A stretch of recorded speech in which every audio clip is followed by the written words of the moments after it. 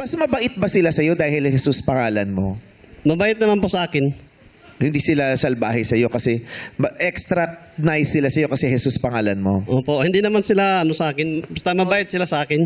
Ikaw mabait ka ba? Opo. Kasi di ba ang hirap nun, kailangan pangatawanan mo yung pangalan mo eh. Correct. Pangalan mo Jesus na salbahe ka, parang hindi Oo. pwede eh. May nagmura na po ba sa inyo?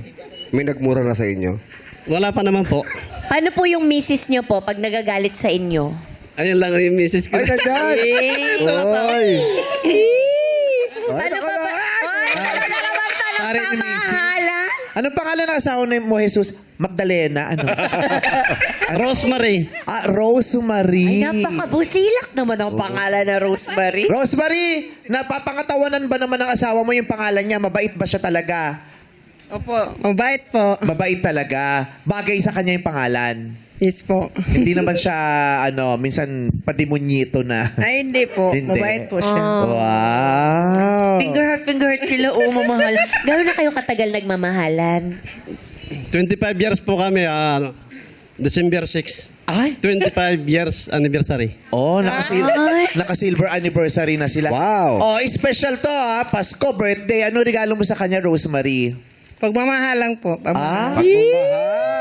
Sa madaling salita, wala. Wala. Bibigay sa iyo. Tandaan na lang natin sa pagmamahalan. Yung ganyan. Ikaw naman, anong regalong ibibigay mo kay Rosemary ngayong Pasko? May bibigay ko lang sa kanya.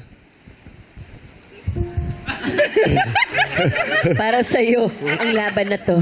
Ano? Pagmamahal ko. Oh, so wala din. Wala din. Oo, love. Kaya nagkaganunan eh.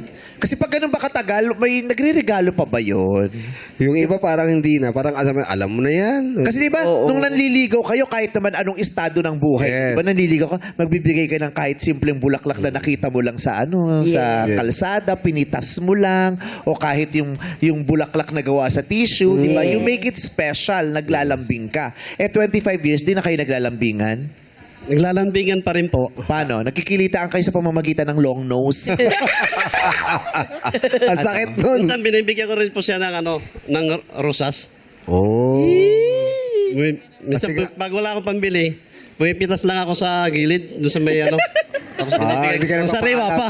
Hindi ka nagpapaalam. Hindi ka nagpapaalam sa may-ari. Wala yung mayari. Nag-I love you ka pa ba kay Rosemary? 25 years na. Yung iba kasi nakakalimot na eh. Oo naman, nag-I love you ako. I love you, Rosemary. I love you too. Oh, cute ah. Sweet. Nagkikiss pa din kayo? Nagkikis po. Ano nang lasa ngayon? 25 years na. Silver daw. Matamis pa din ba? Masarap naman. Lasang din tao. Rosemary, i-describe mo nga sa amin gaano katamis ang halik ng iyong pinakamamahal na asawa. Sobrang tamis po. May toothbrush yung kasama, wala. Sobrang tamis. O, ikaw nag-I love you ka pa ba dito kay Jesus? Yes po, araw-araw. O, I love you mo naman. I love you, mahal. Ang tamis! O, sana mas maging matamis ang Pasko nyo pag nanalo kayo rito. Good luck sa inyong lahat.